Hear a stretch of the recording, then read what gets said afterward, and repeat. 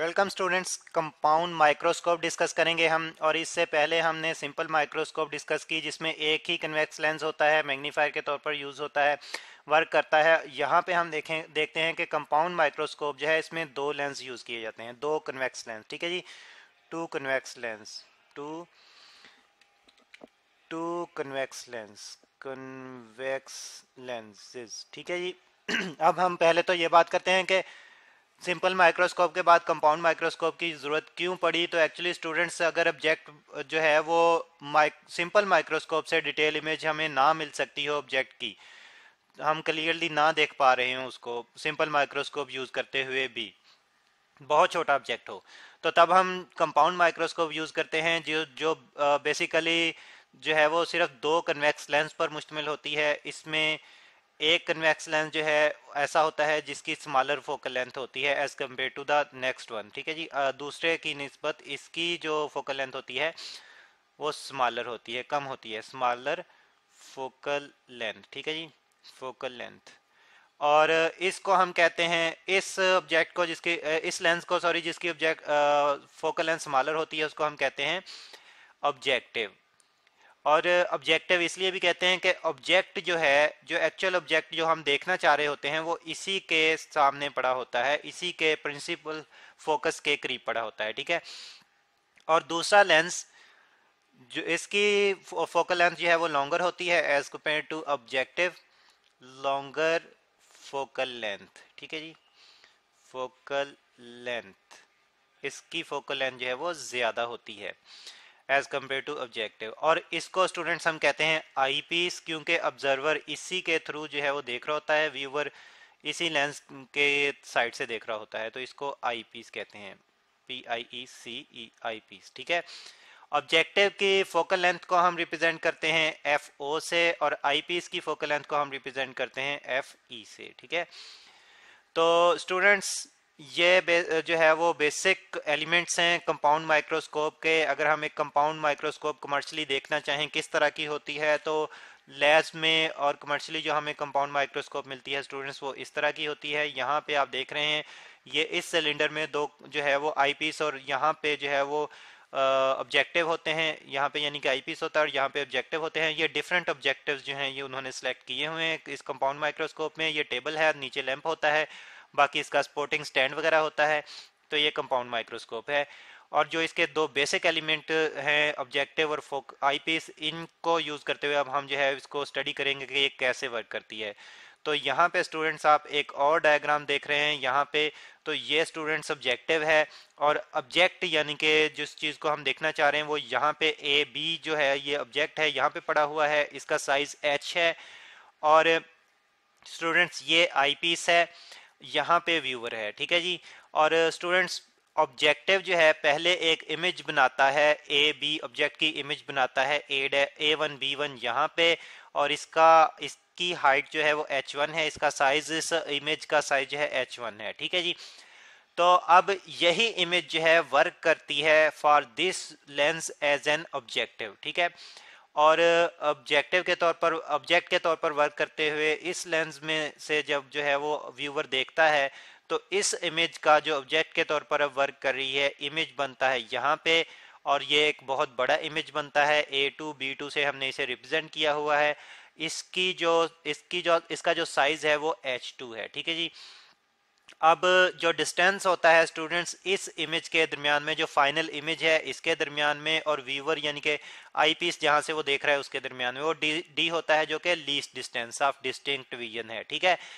तो अब ये वर्क कैसे करता है, तो इसमें देखेंगे ऑब्जेक्ट जो है हमने ऑब्जेक्टिव के फोकस पॉइंट से थोड़ा सा हटा के रखा हुआ है, थोड़ा सा दूर रखा हुआ है, beyond the focus point of objective. ठीक है।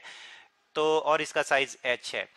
अब हम देखते हैं कि अगर यही ऑब्जेक्ट जो है वो आंख से देखा जा सकता होता है, यहाँ पे हम जो है वो सिंपली एक डायग्राम रफली बना लेते हैं कि अगर इसी ऑब्जेक्ट को ऑब्जर्वर जो है वो आंख से देख सकता, चाहे वो इसकी डिटेल जो है वो ना देख पाता, ठीक है, लेकिन फिर भी वो इसका थोड़ा बहुत जो है वो इसका व्यू जो है वो देख लेता है। तो यहाँ पे जो है वो ऑब्जर्वर है। ठीक है जी। तो हम देखते हैं कि ये जो एंगल बनाता आई से वो हमारे पास थीटा होता। ठीक है। तो अब ऑब्जेक्ट जो पड़ा होता कम क्लियर डिटेल जो है वो हमें डी पे मिल सकती है, लीस्ट डिस्टेंस पे, इससे आगे और इससे पीछे नहीं, और ऑब्जेक्ट की हाइट जो है एच है। तो अब देखें ट्रिग्नोमेट्रिकली जो है वो आप देख रहे हैं कि परपेंडिकुलर बाय बेस हमारे पास ये एंगल दे देता है, यानी कि टेन ऑफ थीटा हमें मिल जाएगा, tan of theta is equal to H by D. ठीक है जी।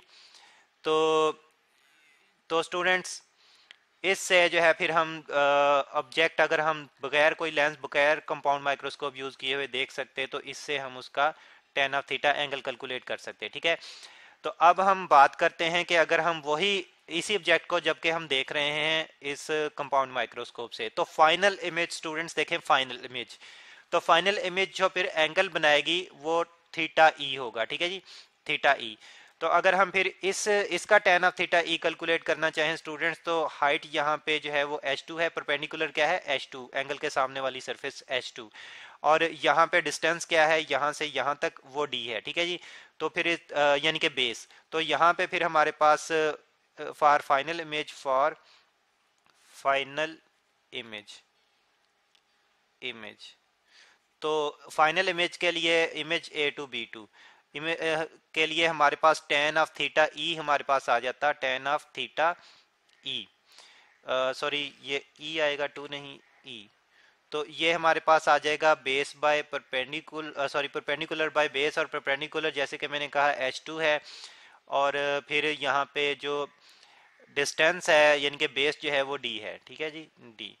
तो अब स्टूडेंट्स हम जानते हैं कि जो एंगुलर मैग्निफिकेशन या मैग्नीफाइंग पावर होती है वो रेशो होती है एंगल्स की, और किन किन एंगल्स की, angle subtended by the image, final image when seen through optical instrument to the angle subtended by the object when seen without any optical instrument। ठीक है जी, यानी कि tan of theta e by tan of theta जो है ये angular magnification हमें देगा। ठीक है।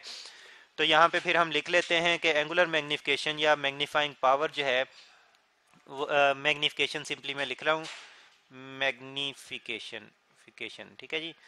तो ये हम कैलकुलेट कर सकते हैं, m से इसे रिप्रेजेंट करते हैं और हमारे पास ये आ जाएगी ten of theta E divided by ten of theta. ठीक है। तो अब इसमें टेन ऑफ थीटा ई की वैल्यू 2 से पुट कर दें, वो क्या है जी h2 बाई डी। ठीक है जी, h2 बाई डी। और टेन ऑफ थीटा की वैल्यू जो है वो 1 से पुट करें, वो क्या है h बाई डी। ठीक है जी। h2 जो है फाइनल इमेज का साइज है, और h1 जो है, सॉरी सिंपल h जो है ये ऑब्जेक्ट का साइज है, और d क्या है ये लीस्ट डिस्टेंस है ऑफ डिस्टिंक्ट विजन। ठीक है। अब स्टूडेंट्स आप देख रहे हैं कि d तो कैंसिल आउट हो जाएंगे दोनों डिनोमिनेटर्स में से, तो हमें मैग्निफिकेशन मिल जाएगी m is equal to h2 divide by h। ठीक है। तो अब h2 जो है वो अब इमेज का साइज है, और h1 जो है, सॉरी h जो है ये ऑब्जेक्ट का साइज है। और स्टूडेंट्स अगर इसी को हम मज़ीद जो है वो मॉडिफाई कर लें, मज़ीद मॉडिफाई हम कैसे करें, अगर हम जो है इनको ज़रा थोड़ा सा सेपरेट करें और एक क्वांटिटी से मल्टीप्लाई भी कर दें, डिवाइड भी कर दें। कैसे, m इज इक्वल टू हमारे पास आ जाए h2 डिवाइडेड बाय, पहले जो है वो डिवाइड कर लें यहाँ पे किससे, h1 से। ठीक है जी। फिर मल्टीप्लाई, अब h1 से मल्टीप्लाई कर लें, और फिर जो है वो जो h हमारे पास ऑलरेडी है वो लिख लें। ठीक है। तो देखें अगर इसको फिर सिंप्लीफाई करते हैं तो वापस यही फॉर्म आ जाएगी। ठीक है। तो अब स्टूडेंट्स हमारे पास मैग्निफिकेशन जो है कुछ इस फॉर्म में आ रही है। ठीक है। तो इसमें स्टूडेंट्स h1 क्या है जो हमने इंट्रोड्यूस करवाया है, तो जो हमारे पास फर्स्ट इमेज बनती है ये एक्चुअली उसका साइज है। देखें h1 जो है फर्स्ट इमेज a1 b1 का साइज है। ठीक है जी। तो यहाँ पे हम लिख लेते हैं कि h1 जो है size of first image a1 b1 जो कि ऑब्जेक्टिव बना रहा है। ठीक है जी, a1 b1। तो स्टूडेंट्स इसी लेक्चर को जो है फिर मज़ीद हम कंटिन्यू करेंगे, और मज़ीद जो है इसको समझेंगे कि h2 बाई h1 रेशो हमें क्या बताती है, और h1 बाई h रेशो जो है हमें क्या बताती है। नेक्स्ट लेक्चर हम आप देखिएगा इसके लिए।